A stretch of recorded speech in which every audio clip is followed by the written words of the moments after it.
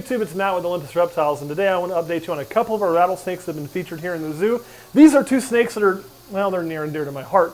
The first one I'm going to update you guys on, and with update 2, I guess before I get to this point, I do want to tell you that does mean, we're going to show how healthy they've been. We're going to try something new with one of them, but this is going to be a feeding video as well. So I'll give you a warning before we do that in case you want to step away. It will include a live feed and hopefully a pre-killed feed as well, as we are trying to move one over.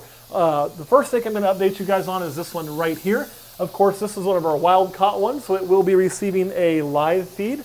That's all it eats. If I try to feed it with a tongue or anything, it gets so upset that I'm in there, it doesn't perform very well. Now, what's cool about this is it appears to be like hypomelanistic.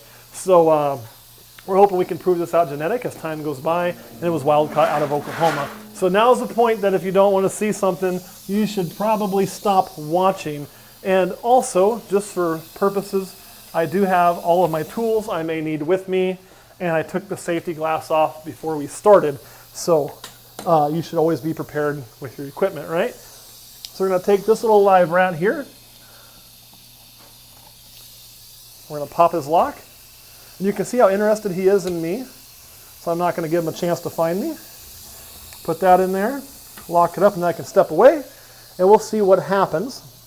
Now, this snake's been eating for us very, very well. It's very, very healthy. When we first got it, it was a little on the skinny side and definitely dehydrated. We had to do some work on it because it had been, just wasn't meant to be a pet. Right there is a good solid bite. But in captivity, it took to food probably on the second offer, and it's just been an amazing display animal. Some wild-caught rattlesnakes cannot be good display animals, and the reason would be, they may be striking at the glass, everything else. This one occasionally does, but it's very, very rare. You can see right here what that's from. That was where it tried to bite me once. But it's rare that it strikes at the glass, so it's able to be on display. It also does a good defense stand and pose and rattles its tail, which people really do like to see. And it has a hide that it can go into, and it does spend a lot of time in. So when it wants to not be in front of people, it can take care of that and get left alone.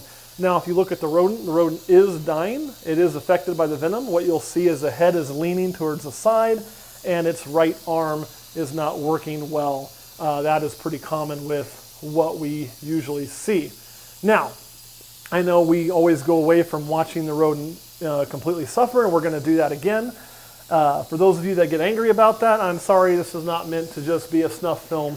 If you want to do that, get your own rattlesnake, and you can sit there and watch them die all you want. But here, we just want to show what's happening, and then we'll go from there. So the next animal I want to share with you is my scaleless rattlesnake right over here. I'll move out the way so Kurt can get a better view of this one. This one has done quite well. It's eaten for me almost every week.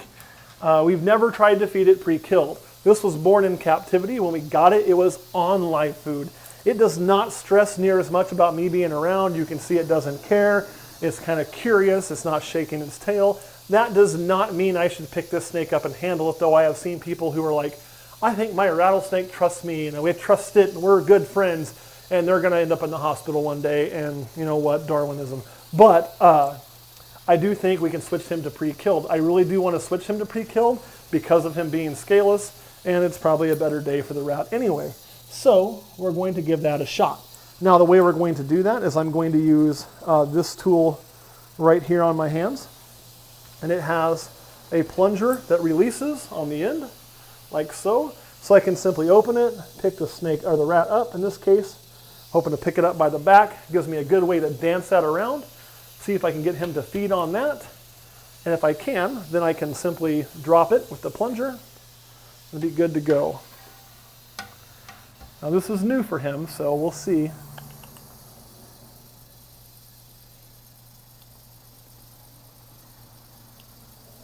Oh, he bit it. So we can just drop it like that. He actually bit it twice. He knows he hit it.